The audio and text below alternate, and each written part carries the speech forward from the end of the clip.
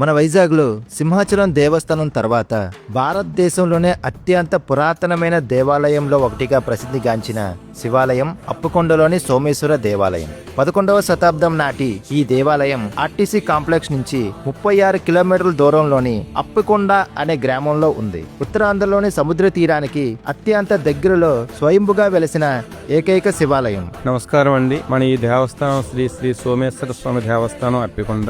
ఇక్కడ ఏంటంటే 5 లింగాలు ప్రత్యక్ష దర్శనం ఇస్తాయి. 95 శివలింగాల కాలగర్భంలో ఆనాటి కాలంలో కలిసిపోయాయి. మరి ఆ ఉన్నటువంటి 5 శివలింగాల్లో 4 శివలింగాలకి పల్లవులు చోళులు కాలంలో వాళ్ళు నిర్మించినటువంటి యొక్క దేవాలయం ఉన్న 3 శివలింగాలకి కూడా ఉపాలయాలు నిర్మించడం జరిగింది. ఒకనొకప్పుడు సప్తమహర్షుల్లో ఋషి కపిల మహర్షి వారు సాగర తీరాన ప్రయాణిస్తూ ఉండగా తన నామధేయం మీదుగా ప్రసిద్ధిగాంచిన పుణ్యక్షేత్రం వెలియాలనేటువంటి సంకల్పంతో సూర్యాస్తమయం నుంచి సూర్యోదయం లోపు తను చేసే యొక్క తపస్సులో 101 శివలింగాలు ఉద్దింపజేయాలన్నటువంటి ఉద్దేశంతో ఆయన తపస్సు చేయడం జరిగింది. అతను చేసినట్టు యొక్క తపస్సులో 100 శివలింగాలు మాత్రమే ఇక్కడ ఉద్యమించాయి.